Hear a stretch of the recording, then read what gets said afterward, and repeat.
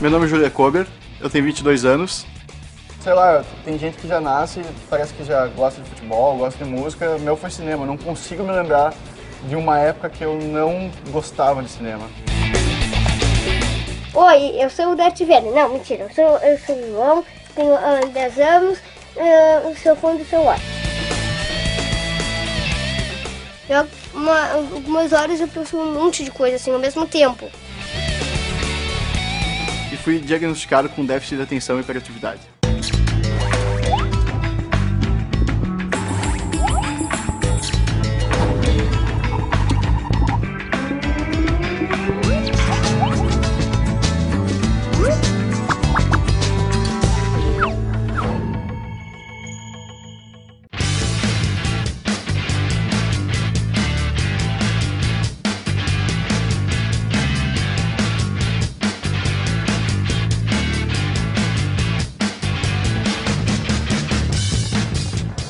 Esqueceu onde guardou um molho de chaves ou teve que recomeçar várias vezes determinada tarefa. Dificuldade de concentração e falta de atenção são normais em qualquer pessoa. Porém, existe uma parcela da população que sofre de hiperatividade e déficit de atenção, uma síndrome que durante muitos anos não foi reconhecida. O TDAH é um problema sério e exige tratamento e cuidados específicos. Em cerca da metade dos casos, o transtorno acompanha a pessoa ao longo da vida. O que é o TDAH? O TDAH é um transtorno neuropsiquiátrico, né, que se considera um transtorno do neurodesenvolvimento. É uma maneira diferente de maturação cerebral, que ocorre em torno de 6% das crianças, né, que predispõe ela a ter bastante hiperatividade, desatenção, impulsividade. O cérebro de uma pessoa com transtorno de déficit de atenção com hiperatividade apresenta disfunção na região orbital frontal. Esta área responde pelo comportamento, memória e autocontrole. Nela existem milhões de neurônios. A comunicação entre eles é feita pelos neurotransmissores. É a falha na quantidade ou no funcionamento de dois deles, a dopamina e a noradrenalina, que caracteriza o cérebro de uma pessoa com TDAH. Eu sempre me sentia assim esquisito, assim, comparado aos meus outros colegas, porque todo mundo conseguia ir bem na aula, ninguém era tão palhaço que nem eu. O déficit de atenção e hiperatividade aparece mais na sala de aula. É muito comum que os professores sintam que tem alguma coisa errada. Ué, mas aquela criança ali tem alguma coisa a mais, ela não para quieta na cadeira, né? Ou ela está sempre olhando pela janela, esse tipo de coisa. Eu não sei como é que era contigo. Por exemplo, na sala de aula, é um exemplo clássico. O professor está lá na sala de aula, está passando uma matéria importante. De repente, minha cabeça, eu tô, sei lá, eu tô numa praia, sabe? Eu tô, sei lá, fazendo uma coisa nada a ver. E quando eu vejo, assim, eu volto e já parece que acabou a aula, sabe?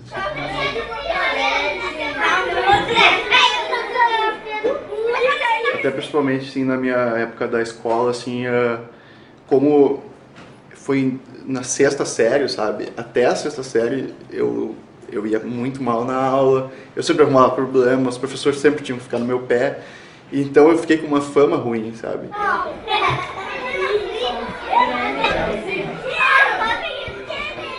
E já se sabe quais são as causas do transtorno? A gente sabe que tem um fator ambiental muito importante, né? Por exemplo, isso é comum em crianças que vêm de um ambiente estressante, desorganizado.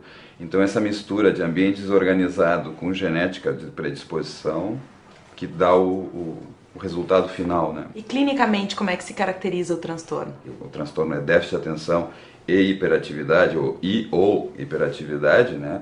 Então assim, o que se vê primeiro geralmente é a hiperatividade.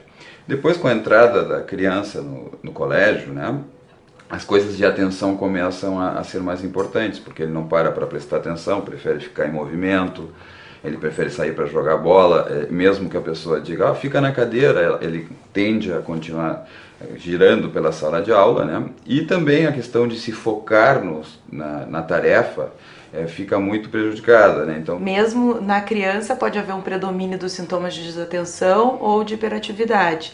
E aí, quando a criança evolui, aqueles que vão continuar com o transtorno tendem a ficar mais desatentos do que hiperativos.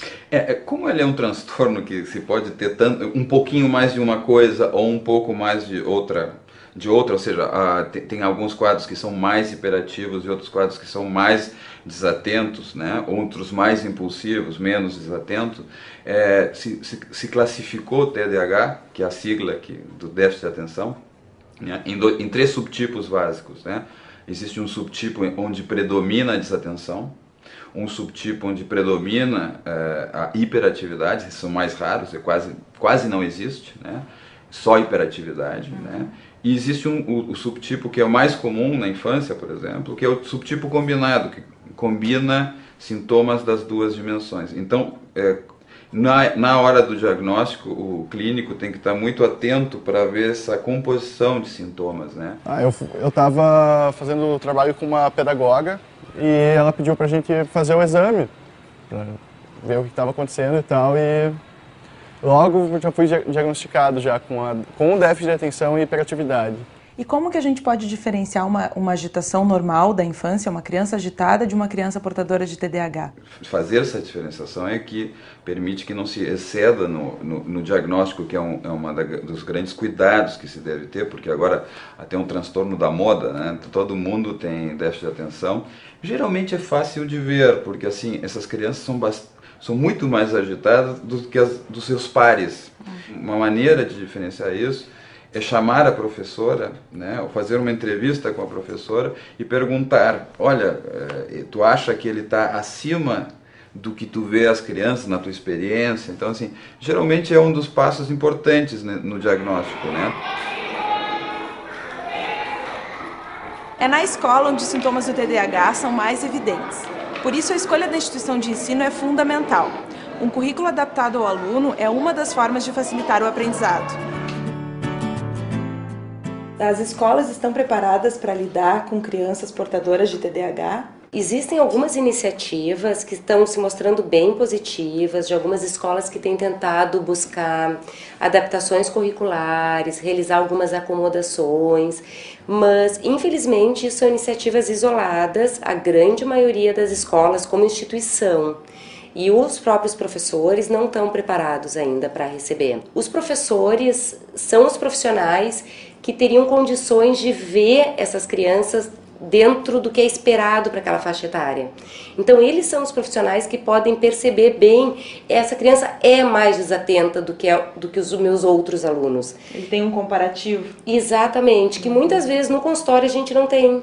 E nesse contexto, como é o cotidiano na escola de uma criança portadora de TDAH? Existem assim algumas características que são comuns. Por exemplo, as crianças são mais lentas, as crianças com déficit de atenção são desorganizadas, elas têm muita dificuldade em planejar. Então, por exemplo, eu vou escrever uma produção de texto.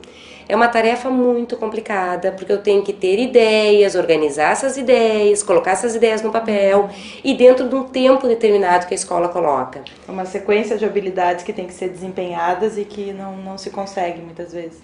E que tipo de estratégia que a gente pode usar para facilitar o aprendizado dessas crianças? Uma estratégia que é bem adequada é valorizar quando a criança faz um trabalho bem feito. Geralmente as crianças com transtorno de déficit de atenção e hiperatividade, elas são chamadas a atenção do que elas não conseguem fazer. E uma estratégia é fazer o contrário, é chamar a atenção quando ela consegue fazer. E quando ela não consegue, bem, deixar passar. Então elogiar atitudes positivas. Parece que então demanda um olhar, uma atenção maior do professor para aquela criança. Exatamente. Logo que já fui diagnosticado, minha mãe até tentou assim conversar com os professores e tal sobre qual que era a causa assim de eu ser tão desastrado e palhaço e não conseguir ir bem na aula, não conseguia me render, né? Sim. Só que os professores não acreditaram muito, sabe? Eu acho que até o 3º ano, assim, ele tem hiperatividade, mas eu acho que é fingimento, assim, sabe? É o que pelo menos parecia pra mim, sabe? Eram poucos professores que realmente se sentavam, assim, e tentavam fazer eu acompanhar, entendeu? Na verdade, assim, ó, existem algumas pesquisas que mostram que as crianças com transtorno de déficit de atenção e hiperatividade não são muito queridas pelos colegas. Provavelmente sejam crianças com hiperatividade ou impulsividade. O desatento é menos comum que isso ocorra. Eles acabam sendo excluídos, e eu acho que isso é bem importante, não pelo diagnóstico, mas sim pela falta do diagnóstico. Detalhes no comportamento do seu filho podem não ser apenas travessura. Fique atento se ele é muito agitado, se perde objetos importantes constantemente, se não consegue se concentrar em jogos e tarefas e se não consegue ficar sentado por muito tempo. Quando a gente fala dessa síndrome, né, dessa quantidade de sintomas e de comportamentos, né, que você tem, fica claro que isso se manifesta em todos os aspectos da vida. E uma das facetas importantes é na família.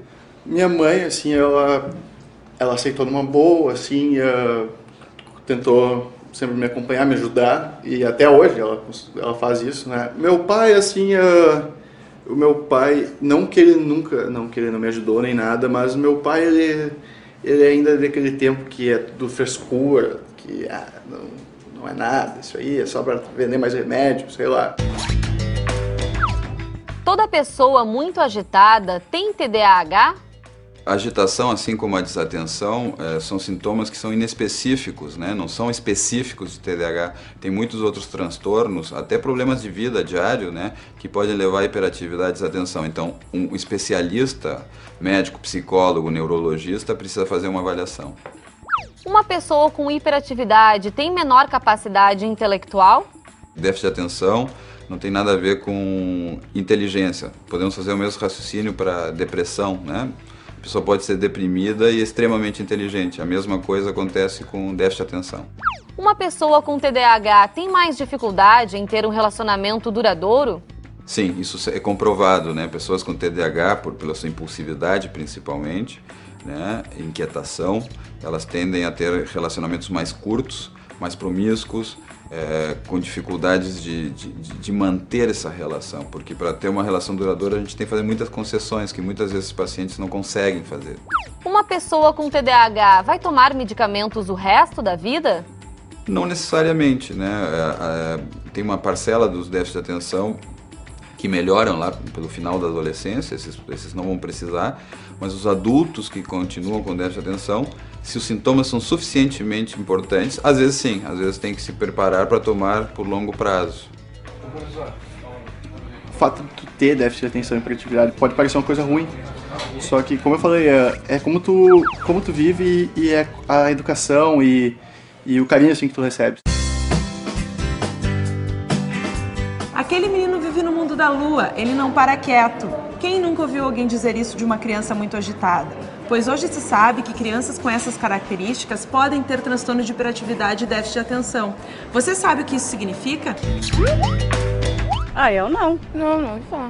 Não. Não. Sim, eu sei, eu sou professora. Aqui é das crianças que não aprendem na sala de aula. Déficit de atenção deve ser distração. Sempre são ativos e não param nunca. Um distúrbio que não permite que a pessoa se concentre. Conheço, meu filho tem. A minha irmã era assim quando era pequenininha. Ele é bem agitado, assim, não consegue ficar muito tempo estudando. Para almoçar já não consegue sentar e almoçar, né? Senta, levanta e olha.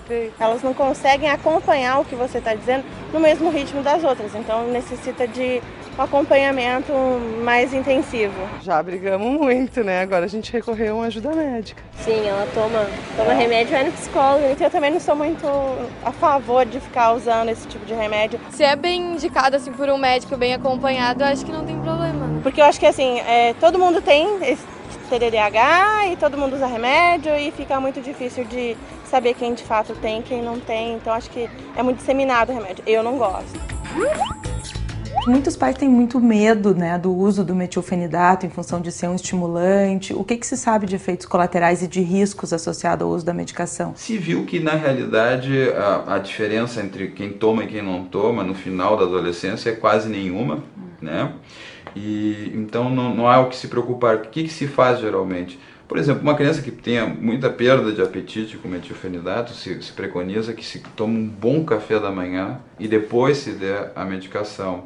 E a mesma coisa, que não se repita a dose até outra boa refeição. E outra maneira é nos fins de semana dar folga para a medicação, né? Então a criança pode comer melhor, dormir melhor, porque insônia também às vezes é uma coisa que atrapalha.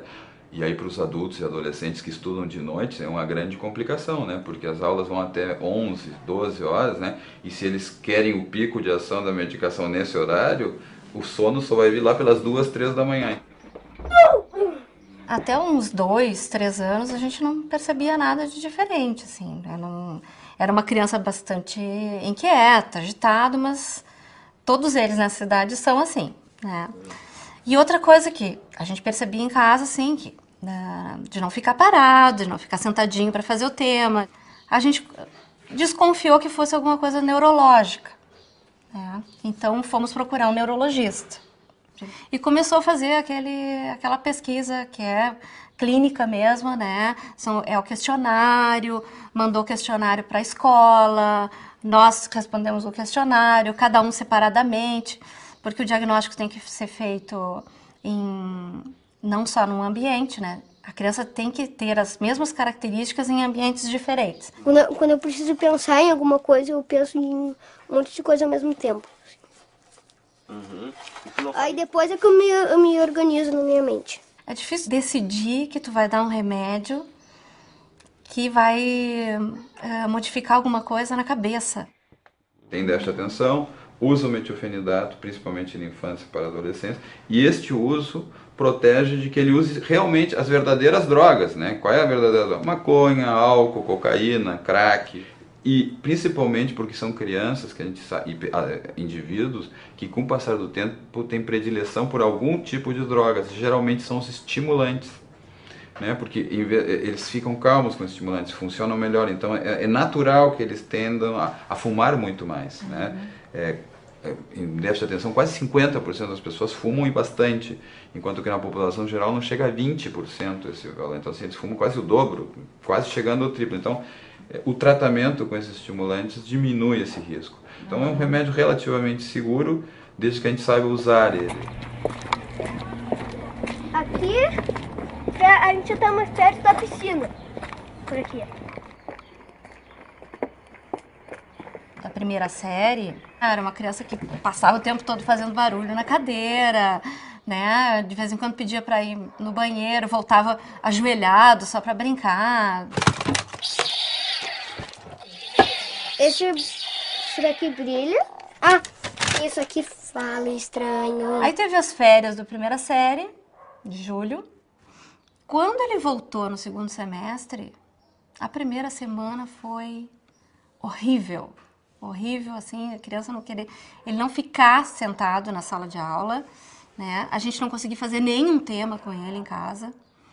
E aí, na segunda semana, a gente voltou no neurologista e disse, olha que, por favor, me arranja um remedinho, porque desse jeito não vai dar para continuar. Juliana, o transtorno de déficit de atenção e hiperatividade é um transtorno que está, de certa forma, em moda, né?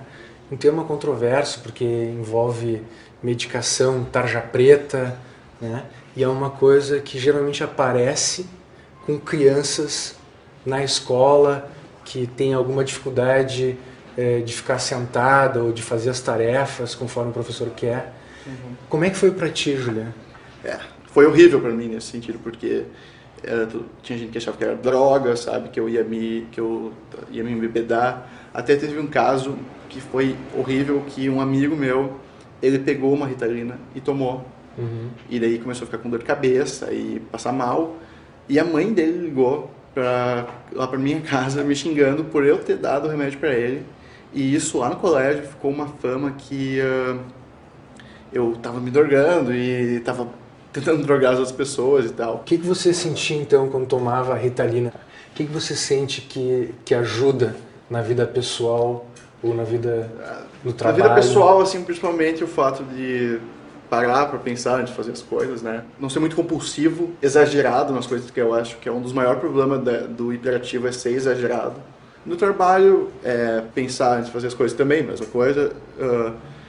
Parar e fazer tudo certo, fazer direito as coisas, né, no caso. E é a mesma coisa no estudo, sentar e, agora eu vou me dedicar a fazer só isso. Então você acha que o diagnóstico do transtorno de déficit de atenção e hiperatividade te ajudou, especialmente através da medicação? Dúvida. Me ajudou a me conhecer melhor também, né, porque eu não conseguia entender o que estava acontecendo comigo. Claro que o tratamento passa por uso do metilfenidato, né, o nome genérico da Ritalina, mas além disso, existem outros componentes. Que outras coisas que você buscou? Eu tive um tratamento todo com uma pedagoga, né? E funcionava meio que como um divã, assim, né? Eu sentava, ela, o que aconteceu durante a semana e tal, e eu falava o que eu pensava. Então, às vezes eu me estressava demais com alguma coisa, ou eu não sabia como fazer um exercício da aula, assim, ou problema na vida pessoal, assim, ela sempre pensa o que está fazendo e tal.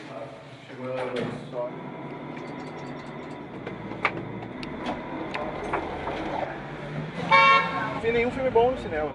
A gente está aqui numa locadora de vídeos, DVDs. Imagino que seja um ambiente conhecido, familiar para ti. É minha segunda casa, praticamente. Tem uma coisa característica de quem tem essa condição, né, déficit de atenção e hiperatividade, que é tentar várias coisas. Uhum. Tu te encontrou cedo, assim? Na verdade, assim, eu me influenciava muito pelo cinema, sabe? Por exemplo, quando eu vi Tubarão, eu queria sair pra matar tubarão, sabe? Pra prestar atenção no que eu tô fazendo, sabe? Tem que ser alguma coisa que seja chocante, assim, sabe? Por exemplo, eu gosto de ler. Eu adoro ler livros, principalmente. O problema é que, como eu sou hiperativo, eu me disperso muito fácil. Todo mundo pensa, o cara tem déficit de atenção, então não consegue se concentrar em nada. Não. Isso é muito interessante. Em algumas atividades em que a criança, o adulto ou o adolescente tem gosta muito daquele assunto, ele é capaz de ficar semanas naquele assunto. Eu vou te dar exemplos. As crianças com déficit de atenção muitas vezes adoram videogame. E são craques nesse videogame. E aquilo requer uma outra atenção. Então eles são capazes de fazer uma coisa que a gente chama de hiperfoco. Mas para que esse hiperfoco aconteça, tem que ter toda a adrenalina de ele estar adorando aquela atividade. Então pode ser escrever. Tem gente que deu sorte na vida, né? Que esse hiperfoco se dá em algo funcional. Hoje em dia tem muita gente com déficit de atenção e que são fissurados em computação. Então são hackers, são pessoas que sabem profundamente alguns assuntos, só que se sabe que esse hiperfoco acontece somente em coisas que eles gostam muito. Quando são expostos a coisas que eles gostam médio, já começam a falhar, e quando eles são expostos a coisas que eles detestam, aí não tem volta, aí eles são os piores da turma, né? É um risco daí até dos pais pensarem que a criança está sendo malandra, né? Porque do que ela gosta, ela se concentra, e aí no colégio não se concentra. E na verdade essa é uma característica da doença, né? A capacidade de se concentrar quando tem somado o desejo por aquela atividade. Exatamente. Nos adultos, né? A gente já tem mais pessoas que elas mesmas olha, eu não estou conseguindo render. Então, assim, há uma diferença. O transtorno na infância é um transtorno que é visto pelos outros. E o transtorno do adulto é sentido pela pessoa. Há uma pequena diferença. Quem tem déficit de atenção não tem dor nenhuma, né? Ela não está sofrendo necessariamente, começa a sofrer pelo baixo desempenho. Então é uma questão que, com o passar do tempo, a pessoa começa a sofrer de baixa autoestima, geralmente, né? Ela sofre pelo resultado da doença e não pelo sintoma em si. Como ele já sofreu as consequências do transtorno, geralmente ele já vem com um problema de autoestima, já vem com um problema de querer melhorar isso, porque ele sente que está sempre, apesar de ser inteligente, ele está perdendo para os pares. Então, geralmente é isso, são pessoas extremamente inspiradas, né? Mas pouco de conseguir persistir na sua inspiração. E é muito bom aquilo, né? E eu peguei a pior fase, sabe? Você sente que fazer atividade física, esporte, ajuda a te concentrar, a fazer as tarefas? Eu acho que é um dos melhores jeitos, assim, para um hiperativo se acalmar, sabe? Principalmente aquele dia que tu tá afobado, que tu tá estressado com alguma coisa, tu vai lá na academia, tu consegue... Tu se desestressa ali com gasta uma máquina, tua energia, tu gasta essa energia. Aquela ansiedade. Exato. Né? E a própria atividade física acaba liberando hormônios ou substâncias endógenas do próprio corpo que fazem com que a pessoa se sinta mais saudável, mais saciada, satisfeita. O Julião é um cara completamente normal pra mim. A hiperatividade dele com certeza junta todo mundo aqui, é o que faz a gente estar aqui. E ele, sendo hiperativo, ele acaba sendo um grande mobilizador de grupos, assim. Às vezes ninguém tá afim de fazer nada, mas ele mexe o pessoal e sai alguma coisa e no final acaba sendo bom. Como tu acaba tipo, atraindo desastres e coisas assim que normalmente não aconteceriam com pessoas normais, e, se tu torna isso tragédia, é claro que tua vida vai ser ruim. Mas tanto eu como meus amigos e minha família, a gente leva isso como uma coisa engraçada, sabe? E quando eu faço alguma coisa errada, é muito mais interessante, é uma aventura pra mim tentar corrigir ela, sabe? E eu acho que é isso que torna assim, a minha vida muito boa. É aquele negócio, no momento que tu reconhece o que tu tem, e começa a tomar uma atitude para mudar, não para mudar, mas para viver com isso, lidar com isso, eu acho que tu pode ser saudável de qualquer jeito, sabe?